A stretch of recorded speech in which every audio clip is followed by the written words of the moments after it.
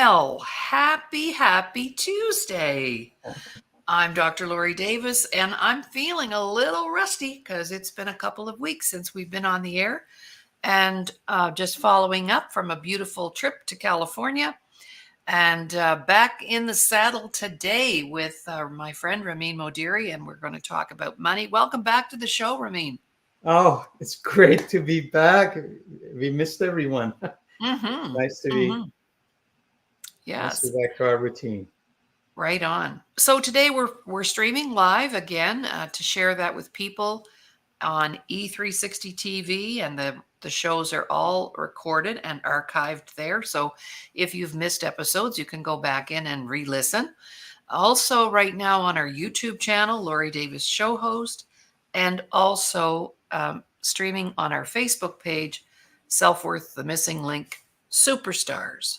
So we've got our superstar with us today, and we're going to have a conversation. I have no idea sometimes what he's got in mind, but we're here working it together. So over to you, Ramin, to get the show on the road here. Awesome. Oh, it's so good to be here.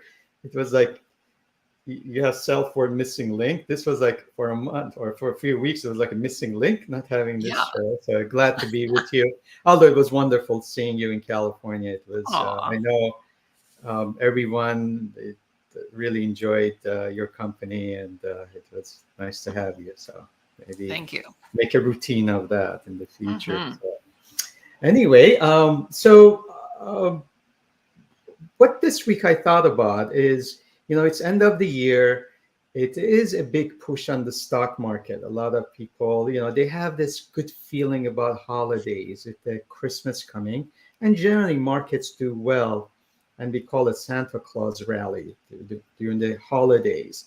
So Oh, people actually, again, there's bonuses coming, especially if they had a good year, and if economy is doing well, they do well. They start shopping, which goods for the company. So today I thought about speaking about stock markets, and I will actually ask you the question: when I say stock markets, what comes first to your mind? What, either visually or when you think about the stock market, what do you think of?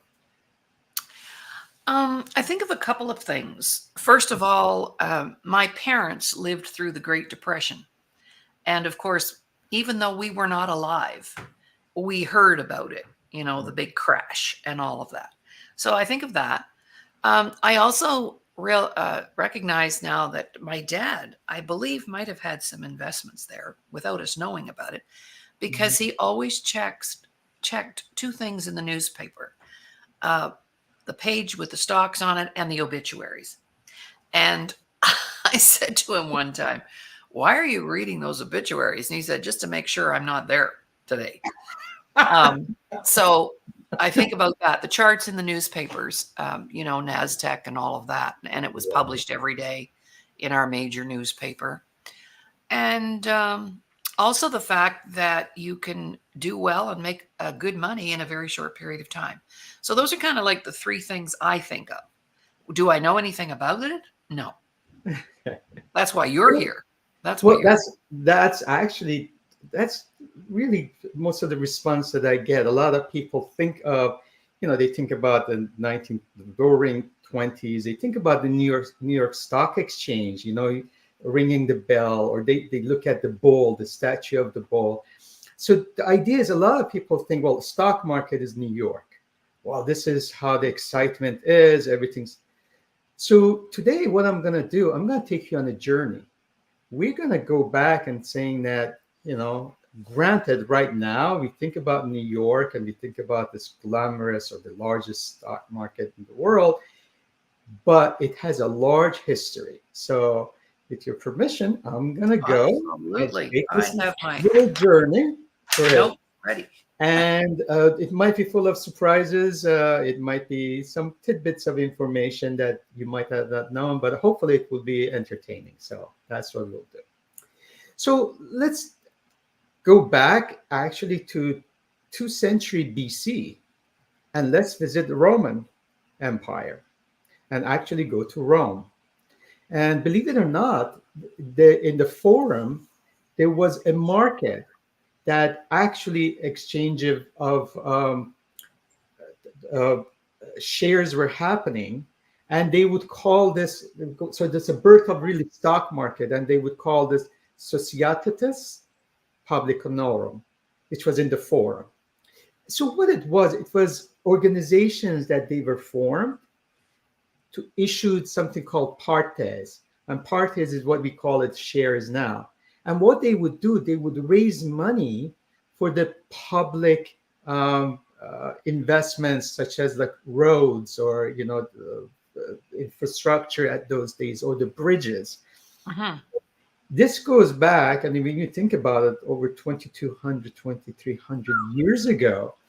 So in today's way, the way you look at it, we call them like municipalities, municipal bonds. So right now, people like to loan their money to the local government so they can build utilities, bridges, and roads. Oh yeah. So Okay. this started then, and basically these parties, they will exchange hands. People actually would see, oh, the things are working, and that's what they will they can make some money. So it was like really public and private mm, projects being built. So now the question is, like anything else, this is based on history. And as you know, there are always two sides of history, because there is a group of people, researchers came. The famous one was Manuela Geranio and his research group. They said, "Oh no, this is a myth." Although I have written, I mean, I've read, research papers from MIT, for instance, saying that no, there is validity about birth of stock market, or at least some type of a market in forum in Rome. When we think about history, you have to remember history was written by who? Number one, by winners, right? So they can exaggerate things, they can do, add things to it. And then also, when we go back in history, the library, the books were very limited, and it was only for the elite. So people Mhm. did not have access to those. We also know that there were very few writers, educated people. So sometimes we have to look at history with a little grain of salt. So we just have to be a little suspicious of these. But based on, again, a lot of different documentation, it seems like that's where it started. So when we think about also the history, again, there's only one, they would write by hands. So a lot of books were very limited. A little tidbit, when we think about some of the biggest revolutions in any industry, was the invention of print or printing press, which was by Gutenberg, right? So in the 15th Mhm. century. And that really revolutionized, because now you could have multiple copies of the same thing. Of course, with the Bible started. Um, Basically, believe it or not, the first wooden printing press, or the wooden prints, it came from Korea, the Kyoto period in Seriously? 900s. They built this wooden, and they could replicate the writings, and it goes back to like 700. A Buddhist scripture was the first one which was used a wooden press. So Gutenberg takes the credit, but 200 years before, prior to that, and more, this was Oh. actually practiced in Korea and then China. So those are the things about history. So that's why I just want to make sure, some of the histories that we read, again, it was written by people who had access to it, or they were, again, culturally winners. So I want to fast forward and go to the Middle Ages. Now, what we have in the Middle Ages, the medieval times, if you just visualize, these activities happened in agriculture. Like, farmers would have debt, so they want to have, if on the for the lands. Of course, there was the feudalism, in the sense that the landowners and the government was, or the wealthy people were in control. Mhm. There were actually, again, issue of bonds to subsidize, or to help with the investments in farmlands. Now, I want you to think about in the Middle Ages the influence of religion and investing, and especially in the stocks or loans. So when it comes how much of an influence, let's say, Catholic Church had on investment decisions, you will see that in the again in Christianity, especially in Catholic Church, and it comes with like the Saint Augustine, it was immoral to make money on money. Oh, So wow. for centuries, you could not. It was actually, it could even have death sentence. So you would be very much prohibited. So it kind of put a hindrance on the growth of investing and doing shares or even loans, bonds. And I want to think about seventh century, the birth of Islam. And Islam comes and it was just growing so fast. Of course, it moves to North Africa, it moves to Africa, out to Spain, to Europe. And in Islam, they call it haram. Haram means, again, illegal from religious point of view to make money on money. Even to today's worlds, it is part of the banking. You have Islamic finance that it prohibits, again, making money. Things have really developed, but still. So you want to go back to the Middle Ages. So that's why there was this hindrance that you could not really make money on your money. But then, guess what happens? Think of Marco Polo. Think about the age of exploration. Marco Polo's uncle, dad, which he had not met till he was 15. He was in a 20-year or 15-year journey. He would go to Middle East, and then he ended up going to Silk Road and came home. And if you follow Marco Polo's stories, and dad comes and he shares his idea, and that's what Marco Polo, who was pretty educated and very adventurous, starts going on this journey to go to Mongolian capital and meets Kubilai Khan, and becomes really a confidant, and he brings all the good things in a way from China and Mongolian Empire to the Europe and to Europe. So basically, what do we get? Of course, we think about spices, we think about compass. Europeans, they never knew about compass. Chinese travelers, they had compass, and their ships, they would never get lost, and they use that technology. And Wow. basically, when you think about in Europe, in Northern European, think about Vikings, they would use the North Star, but the Chinese use the, again, compass. It's about printing, paper money. When you think about gunpowder, these are all the things came from actually China. And so now we have this age of exploration. Now people, especially if you think about the most successful um, civilizations, they always by the water. So when you think about Italy, Yes. you think about Yes. Genoa, you think about Venice, for instance, or then later you think about the United Kingdom, England and the Spain and Portugal and Netherlands. So you see all these countries, France, they all had access to water, and they become a shipping giant. So now we are in the 13th centuries. Now they are moving, and of course now we found out about East Asia, and now they're going there and bringing all the goods back. And that's a golden age, really, because now we have these relationships. So that creates a risk as well. Because if I'm a ship owner, I have Mm. to remember I have a lot of risk. Mm-hmm. Because whether I own one or two or five, this is unknown places I go. Of course, the nature itself, we got, you're under these wild seas, but also the pirates, right? Oh, yes. So these are the things that make the idea of, what, it's good to spread the risk. So what do we do? And that's why when the ship owners come together and they talk to the public and say, listen, we will share our profits at that time, like whatever we made, and we give you part of it. Like today's, we would call it dividends. We will pay you part of our profit.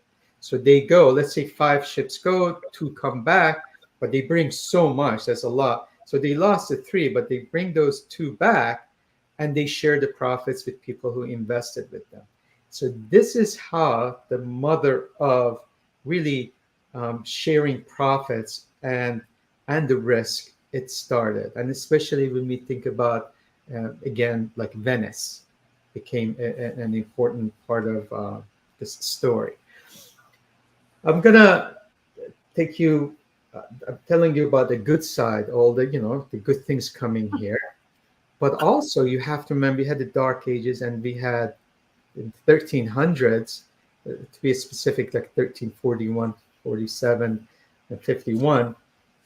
If we go back to about Black Death, the plague, which Oh, wiped yeah. out from China all the way to Europe. And what happened was they said about 50 to 200 million. I want to go back. This is 14th century. Imagine 200 million people died. So there's a lot of stories that how this happened. And again, I'm talking about, we look at the prosperity, but also, putting life in balance. What else happened? Why this Black Plague happened? One of the things is, Mongolian conquerors came to Europe through Black Sea, and they brought, the infection from there. But the major reason, believe it or not, was the rats will get on these ships because there was so much food, right? So there's a lot of Right. coming from East Asia. So these rats carried the again that the infection, and they're so little, so you cannot really see them. Or so every port that the ship was, again, every port that they visited, some of these rats they get up. It could be in India, it could be in the Red Sea. Then they come to Mediterranean, and Hmm. all of these, what happened was these rats spread the disease, which we started in one place. Wow. So here we had the prosperity, but also our death within that same ship. So anyway, it was a side note, but also it puts us, makes us humble to know that, we got to always, whatever we do, we have to evaluate the risks and also, of course, the prosperity side of things. So how are we doing so far? Are we getting a little? Well, yeah. Well, when you were talking about that, it sure made COVID not look that bad, didn't it? No, I no, mean, when you think per capita, 200 million people in the 14th century, yeah, was it the 14th? yeah, Really? And there were no vaccines, that's for darn sure. no. That's what it. Helps to put that into perspective. That's where I was going with that. I went, Yes, but you have to and remember this continued to like the 1700s. Started at yes, 1341. It continued because it will be on and off, and on and on. of course. So, but that's how life is, right? That's So right. that's it could have been prevented. On the other hand, you would say, well, if the ships weren't there, if they were careful, and on Yeah, the other hand, we would not have the prosperity. And that's yeah, right. Well, I think that's a great analogy uh, to present because when we're talking about investing or trading or the stocks or whatever, we need to look at the whole picture. yes, And you're helping me to see that. You look at all aspects. Mhm. yes, definitely, There's a cost attached to all yes, prosperity. correct, correct. So that's why it's important to again to always be positive about the future, but always be cautious of the risks. So that's just like a dream. All right, so let's now get involved with actually the birth of a stock exchange, the place that people will come and exchange. So remember, we had these explorations at the ships. So the investors would come together and they were like trading or dealing with each other. So the first real organized stock exchange was in Antwerp, which again is a port in Belgium. Antwerp, it was built in 1531. And that's really, it is the birth of the stock exchange. So um, and it was called Bourse. So why is it called Bourse?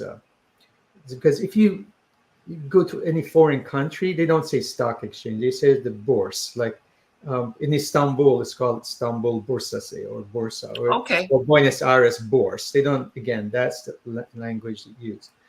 The reason is a lot of these again investor traders they would come in the hotels, those called hostels. They would gather, they exchange ideas. A lot of places were coffee houses, but they would stay in this place. So in Antwerp, there was a place which was built in 1285, the hotel, and it was by Van der Boer's family. So it's Oh, Boer's family. And that's where they continued, and these people continued meeting there. And that's what happened basically in a sense that they ended up calling these Boer's houses. And that's what happened with the idea of again meeting and establishing the first really a bourse stock exchange. So it started in Antwerp and then eventually ended up going to London, and they just saw the success of this. So it was about 1571, Queen Elizabeth the First, that she started something called the Royal Exchange, and he brought idea of Antwerp to London because again now England is becoming a powerful from the shipping and hmm. empire. So now in these the small group of brokers will come and they offer these marketable exchanges. Now the funny thing is these brokers, unfortunately, they became rowdy and started Mm. drinking, and they were kicked Oh, out. So they said you can't do this. So basically, that's now we leave London, and let's take a look at what was the first real stock that it was ever. Let me think about as a share. When you think about um, stock company, it was actually started in 1602 in Amsterdam. And remember, now we have this explorations going to East Indies and Asia. So the first real company, which was again traded with the stock, it was the Dutch East India Company. And Dutch East India Company was would go to Indonesia, and now you remember Indonesia recently was a part of Holland or Netherlands Empire, and so they will go back and forth, and they will share. So they will sell the shares on all these ships, and that's the first time really people had access to actual stock or shares, and they would get dividends.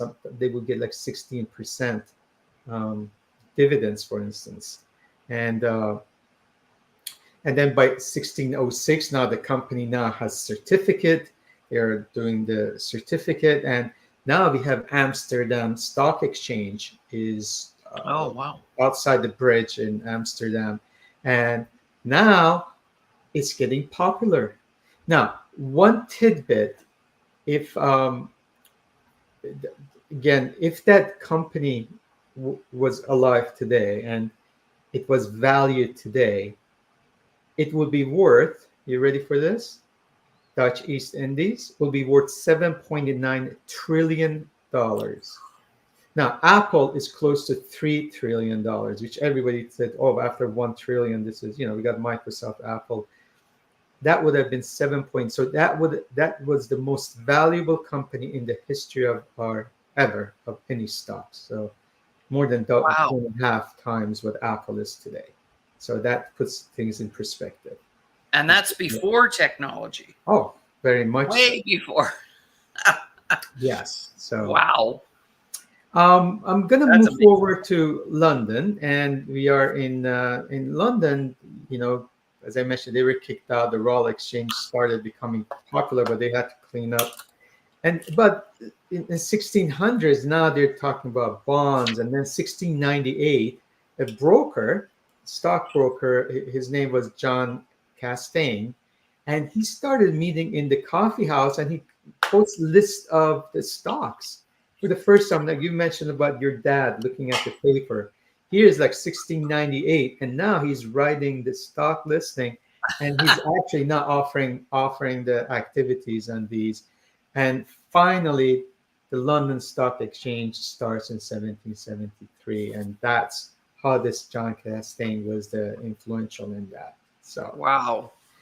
one of the another tidbit I have to share, but sometimes we can be too smart, very intelligent, but yet very foolish when it comes to investing. So, one of the biggest stories in stock markets and stock exchanges is the story of the South Sea stock, which was in London. It's so similar to, again, East Indies. And when you think about probably the smartest scientist in the history, people would think Isaac Newton. Sir Isaac Newton, by far, he had influenced the physics and done so much for humanity. Well, his friends started buying the stock in the South Sea, so he got a little bit. He made a little bit of money, and he sold it. And now the stock is going like this. And let's say we are right around here, and he sees all his friends are talking about this. Say, "Oh my God, I made so much money, and I'm getting rich." So as it's getting to the top, he says, "Oh my, what a fool I am! Why did I sell so early?" So he gets in, and he had some because of scientific awards. He had made some money. He put all his money into this, and then of course we hit the peak. The bubble burst, and he lost everything. He goes broke. So here you have, I don't know what was his IQ, smartest man, and yet he lost everything and he was broke. So when it comes to investing, it's not a lot to do just with your IQ. It's a lot to do with your life experiences, your belief system, and a lot of other things. And unfortunately, when it comes to investing, there's a lot of things can lure you in. It's that temptation, right? We call that greed, but also we call that envy because my friends are getting, why I'm not? I'm not Right. going to make that rich. So I just want to share that with you about Sir Isaac Newton. Things like Hmm. this can happen in Interesting. stock exchanges. So Wow. That's um, interesting. you have to also remember now the commonalities. A lot of these brokers, they all met in coffee houses, and they all, met in specific places. So a lot of birth of exchanges happen in places they were having coffee. When you think about New York Stock Exchange, though, you would think that it must have been the oldest, which now we know it's not. New York Stock Exchange, actually, even in the United States, was the second oldest. Philadelphia Stock Exchange in 1790 started the first, again, collaboration of the traders. But the New York Stock Exchange started in 1792 by 24 brokers, and they met under this tree in Buttonwood. That's what's called the Buttonwood Treaty in a sense. And they came together and they said, you know what? We're going to have this agreement that about like the commissions, we are not going to cheat each other. So these 24 people were the first ones who started this exchange of ideas and also a treaty, which it eventually became the Buttonwood and then eventually became New York Stock Exchange. So that's, again, this went from 17, and then in Alexander Hamilton, in 1789 to 1795, he loved this idea of the stock exchanges, and he actually uh, was really given credit for promoting stocks. So I'm gonna take you a little bit back because we talked about United States. So when you think about Wall Street, what do you think of Wall Street? I mean, it's like the movies you see. I mean, there are a lot of movies that come out with Wall Street, right? Name and I um, think of Michael Douglas. yeah, okay, the movies. So I mean, everything we do, it's like that New York Stock Exchange is there. You think about again Yeah. the statue, and then you think about Wall Street, the greed, the money, all the Yeah. other things. So I'm gonna take you on a journey again. Take you to back where. How did Wall Street actually even started? So New York, before it was New York, it was controlled by Dutch immigrants. The Yes. Dutch moved in. So in Hmm. 1653, what happened? There was it was called actually New Amsterdam, New right? So Amsterdam. New Yes. Amsterdam. So the Netherlands or the Dutch, they had a fear of England, the British, that they might come and take over. So what they did, they started in the northern side, on the Manhattan, they started building this wall to protect themselves from the invasion from the British. So this was built. Unfortunately, this built, the whole wall, which was it was a long wall, and it was built by the slaves coming from Africa. So and there was market for the slaves. So this and because this wall was around a road, it became Wall Street. So the street comes from building that wall, which was Oh, built by wow. the slaves. And the interesting thing is that in 1664 the British actually took over New Amsterdam. So the reason they took over was after building all that wall, they came to conclusion that the Dutch said, you know what, you can have Manhattan, and that's what they ended up calling it York, which was the Duke of York. It comes from Duke of York. Later, this was James II and the Seventh. They ended up going to South America, and they got Suriname, and they went to the Dutch went to South America. They got the British giving to them, and then the Dutch gave the New Amsterdam to the British. So this wall was meaningless after all this. Oh, wow. And then they brought the wall down. Now that whole thing became Wall Street, and that's how Wall Street was. I never Yeah, knew that. yeah. I didn't know that. So that's Lower That's Manhattan. pretty cool. That's pretty cool. So now again we come forward, and now the Industrial Revolution has happened. Now we're getting real industries, and you think about um, Rockefellers. Think about Andrew Carnegie, with the steel. Think about Vanderbilt. So now we have these mega giant industrialists, very wealthy. The interesting thing is they issued shares, but they were control freak. So they did not want to share any of their, again, control. So even though the companies were, had shares, they never, they never shared their shares or the stocks with anyone else. But now the 20th century is starting, and the railroads, and there is now interest. And now we think about, you know, uh, General Electrics of the world, General Motors of the world. We start having the companies now. The public is getting more and more interested because now they have uh, actual participation. So it's not just the conglomerates of these mega billionaires in those days.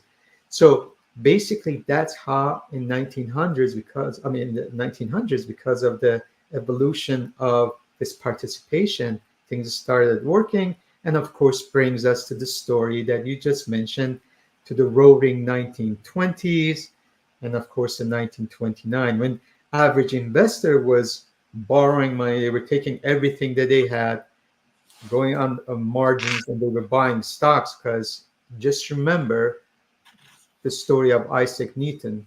Everybody was copying Isaac Newton because the greed and envy had kicked in. And of course, the next is you have the story of Great Depression, because now what happened was I borrowed money to buy stocks, and now my stocks have gone down. I cannot repay the money. The banks they don't get their money, so the banks are going out of business. Banks are going out of business. Now I can't take my money out of the bank. And it just, this whole thing revolved, and uh, basically it was just a vicious cycle. And so that roaring 20s, and then we come to World War II because of the end of the Depression, and At that time, I don't know, you've heard of Standard Poor's. People think about, so the Standard Poor's Index, it was in 1941. It was founded by Poor's Publishing, and at that time, Poor's Publishing merges with Standard, and now we have Standard and Poor's, and that's how the name came about, and that's when they started, using that um, as a criteria and a proxy for the stock markets. Before that was Charles Dow in 1898, which he started the idea, but he was not the one who really. He started the idea, but like a Dow Jones Industrial, we think about.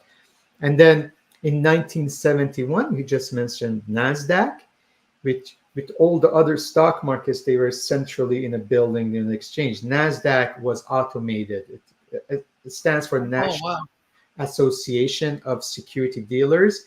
And that's how in 1971 NASDAQ started. And it was more liberal in accepting the companies than, let's say, New York Stock Exchange, because you have to have certain criteria, certain number of shares, certain amount of capital, and or market cap in order to join New York Stock Exchange. So it was easier. So after that, you know, some people, like in my generation, perhaps remember 1987, Black Monday, October 19th, which was one of the worst days. I was working then. I can remember. I don't know if I've shared with you. And on that day, I was working with Prudential Beige Desk, and I could hear two people from World Trade Center. That's where the office was. And I could hear that people are screaming. They say, well, two brokers jumped out of the window because of the calamity of the amount of money. It was over 22.3% in one day.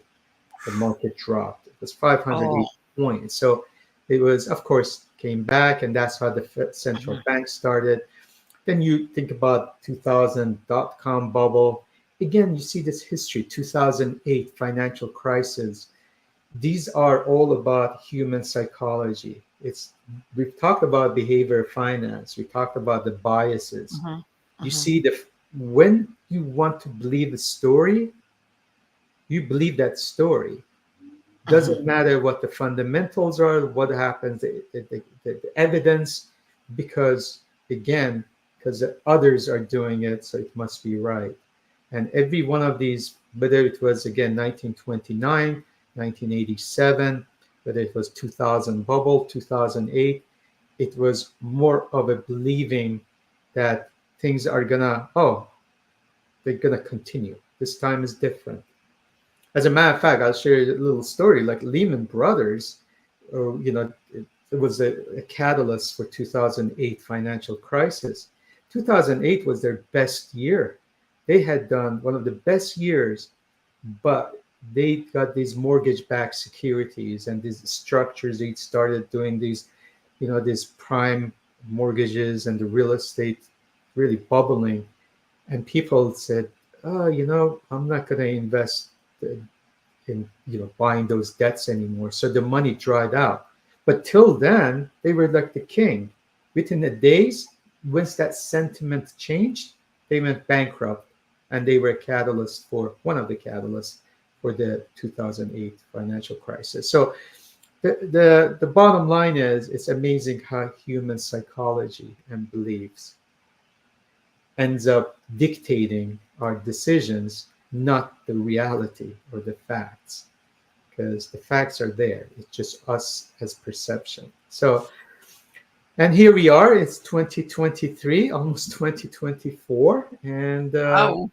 yeah. So, but the markets keep going, and again, we started our journey from Rome, Roman Empire, and traveled through France, and from Venice to Antwerp, Belgium, to Netherlands, China, Korea, Mongolian Empire, all the way to London and New York, Philadelphia, and here we are. So, Mhm. um, just the last thing I say, I just want to give you again, everyone that everyone. Well, most people think of stock market as New York. They think that's the heart of it. Mhm. So I want to give you the oldest and some of the largest stock markets around the globe. So the first one we just talked about, really established and organized, was Amsterdam Stock Exchange, was 1602. Paris was 1724. Philadelphia was 1790. New York was 1792. So New York was like the fourth oldest. And then London officially, when we think it was 1801, although it was in 1500s, but real 1801. And then Milan was in 1808. And then we have Frankfurt Stock Exchange was 1808 as well. Then we had Madrid was in 1831. Toronto Stock Exchange was in 1861. And the 10th one, believe it or not, was Bombay Stock Exchange, and that was in 1875. Think about that. I mean, think of the variety of, so it has had the history. So it's not just New York Stock Exchange. So anyway, with that, I hope it was informative or at least a little bit of entertaining, some information. The audience hopefully found it, again, interesting. So Absolutely. And thank you so much. You're right. We're focused on the New York Stock Exchange because of the publicity, I suppose, and that's what gets the attention. But it's really great to know that, like everything else that's great, there was a history involved and an evolution. And unless we're history buffs, which I am one and you are one, a lot of people don't care about that. But I know for sure one thing: if we want to have a brighter future, a better future, a great life, we have to look at the history. And I had a financial planner say to me one time, well, if you want to look at your parents and where they are financially. And if you want to be in that same place, then you do exactly what they did. And if you don't want to be there, then you do something totally different. But because of the history, I had already made a decision. No, I wanted something different, which is why I left my career as a teacher, because there's no way I could have accumulated or even ventured out to do things more creatively financially, stuck in a career with an income that had flatlined by the time I had been teaching for 11 years. After 11 years, the only way I was going to get a raise after that would be if the government decided the teachers needed to earn more. And we all know how that goes down. yeah. So I said, no, I can't do it. Like, I'm only, 30 or 32, and this is the most I'm ever going to make. Oh gosh, that really impacted my decision to leave my first profession. It was a financial decision. And I think that was, and at that time, it just brings up another little story for our listeners. At that time, I had money in a pension plan.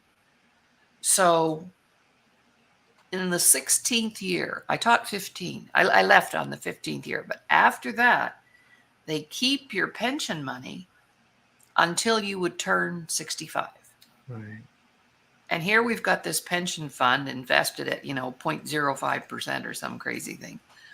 They were running out of money faster than they were making it as people retired later on. Because in my generation, 1970, that's when the bulk of the teachers were hired in Nova Scotia. So they all retired around the same time. So where does that leave the pension money, right? There wasn't a teaching job to be had from 1970 to 1995, something like that. So I bailed out and I called the union and I said, I want my pension money. And they said, well, and this is 1984, it's $16,000 I had accumulated. So I said, okay, sounds good. Write me a check. Well, you sure, don't you want to keep it for later? I said, no, I have bigger plans for later. So I took the $16,000, and you can tell me if this was a smart thing to do or not. And I bought two properties. I bought a townhouse and a condo. Good neighborhoods, good rent. And I rented them. That was the down payment. I had $8,000 to put down on each one at the time. and I bought these two properties. I rented them out for 5 years, and then I sold them when the market was really good. And I earned probably more money than my pension would have ever paid out down the road, I'm thinking. So, so I didn't know what to do or how to do things, but that's one thing I did know at that time. The real estate market was good in Nova Scotia, and you could double your money on a property. And, so, but yeah, interesting history. We need to know the history and do now my parents never owned a rental property. They rented their whole life. They didn't have their own home until my dad retired. So, yeah, I did things completely differently. No, that's well, a couple of things. Number one, talking about history, and I'm an avid reader of Will Durant, which he has gone back to civilization, history of philosophy, and he says, we spend more time in the past 24 hours than past 6,000 years. So we read a lot more about what happened, and that's again with the social media. So people, we do not pay attention. One of the things is, we don't really change that much. We have technology and all that. Again, another saying that he has is, you know, behavior changes, but our nature doesn't. So, and that's what again you can see a mention about bubbles. They keep happening because it's the human nature. It takes us to that path. And the second thing about just going back, that was interesting question about whether you do the right thing or wrong thing. You have to remember whether we touch our retirement, but debt as a whole, one of the biggest mistakes are made. Debt is not bad as long as it is done as a long-term duration. What I mean by that, if I'm using debt for a short-term, whatever it is, the life of it, people buy clothing, they go, if it's not an investment in the sense that it will bring you back more, then it's a bad debt. But debt as a whole, it has saved many companies, when you go back to generations, if they did not have that capital coming to them, we would never have the companies that we have now. So basically, the idea is if the duration of what you're going to do with it is short, that's a bad debt. You don't do that. I don't use a credit card to buy something that I can pay with cash, or it's. But if it is, and it's going to be productive, the same thing with pension. Well, it's not really a good idea because a lot of people do not have the discipline to do that money because the temptation comes in. Oh, let's take that vacation. Let's buy that fancy car we wanted. And so those are depreciating assets, or used asset. But what you did, you built an investment which actually obviously it worked out. The problem is many people either don't have the knowledge or they don't have the discipline. It doesn't have to be complete knowledge because you can always find someone trustworthy that it's informed about this. Mhm. But your discipline, I think, even more important than anything else. And I keep talking, to my children, is that we talked about delayed gratification. That's one of the important factors in success, especially when it comes to investing. I trade off. Do I want to, enjoy this meal, fancy hotel, or do I want to have 10 times that in 2 years or 3 years? Mhm. And I don't want to hear about, oh, life is short. We only got 24 hours. Yes, I don't know what next minute happens, but I always have to think that I'm going to live a long life. So I have to balance it again. So yes, I want to enjoy life, but it's not just for today, because Right. tomorrow, it's going to be, tomorrow is going to be today's the next day. So every day we're going to look at it, so we will miss our tomorrow. Mhm. So Mhm. basically, that's what I can tell you, sharing just a little bit of financial planning side of Mhm. things. That debt Mhm. is not all bad, and touching that pension, generally, it's not a good idea, especially if the taxation. But if there is an opportunity and you're disciplined, yeah, that would make sense at that Mhm. moment. And what was interesting about those two properties, and of course, I'd had a good track record prior to that because I had, Oh, we had bought, sold properties and made money, and um, but they were the exact amount of rent. So one would think that that would attract the right people, right? It's, it wasn't cheap, but it wasn't really expensive. And I never touched that condo for 5 years. I never had to put a lick of paint on it, repair a door, Uh, replace a door handle, nothing. But that townhouse, I was always there taking care of business. It was just, unbelievable the different ways that people treat a property. And when I rented and rent, I treat that property better than I would probably my own right. property. You know what I mean? It's like a Correct. respect. And because I know I'm renting right now, and my landlord is blown away by the fact that I think of things ahead of time that I see maybe as a potential risk or danger, and I'll let her know, and she'll say, "Oh my gosh, you must have been a landlord at one time." And I said, yeah, I was." Yeah. So you know what can happen, right? So when I saw little things around here that I knew might be dangerous, I let her know. But yeah, so it's nice to be on both sides of the fences sometimes, because then you get a totally different perspective. Making money, losing money, being in debt, not being in debt.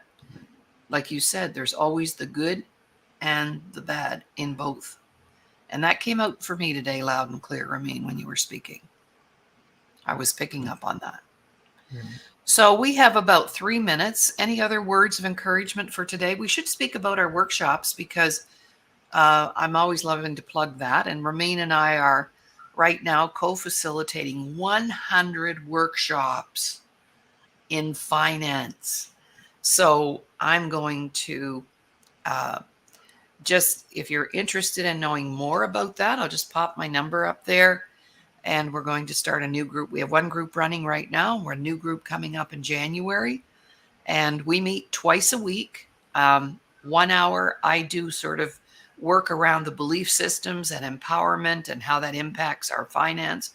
And then Ramin, of course, is the expert in the actual financial tools and descriptions and opportunities that are in front of us. So, and how to access those. So please, if there's anything like that that you're interested in, contact me and I'll give you all the details.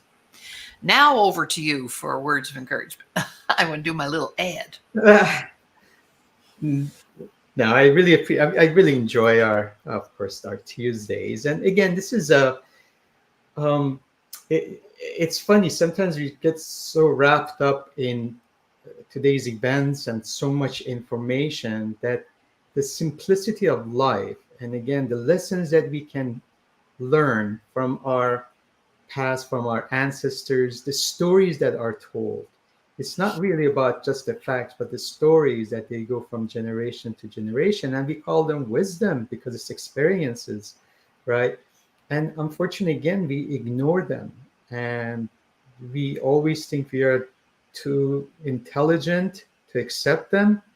But it's funny that how we keep repeating the same mistakes over and over. So, and that's the reason again, I go back in history because there's just so much to be learned from human nature as a whole. Again, technologically, yes. I mean, you're thinking about AI and thinking about what is happening with all the development. But God has created the most amazing machine, and nothing can replace this. So, on the other hand, we have the emotions that cannot be replaced, and there's always this contradiction sometimes. And the wisdom is knowing the balance between those two, using our Mhm. intelligence with our experience and making the right choices. And that's the reason, sometimes a lot of times we look at the history when we talk in our shows, or Mhm. the human biases, or places that people. Totally. Totally. All right. Well, everyone, you've been watching the Dr. Laurie Davis show, and our Tuesday guest, co host, friend, Ramin Modiri, who comes to share what he knows with us all around money. And it's one of the taboo topics. We're not really allowed to talk about money. And A lot of people are uncomfortable when we're talking about money, but it's a good thing to talk about because it's a necessity and we need it in our lives to do the things we want to do and go where we want to go and have a good life and have a beautiful life. So thank you for listening, and we'll be back. I'll be back live on Thursday. Tomorrow is a recorded show, but Thursday I'll be back live, and we'll see you then. So bye for now, everybody. Bye now. Thank you.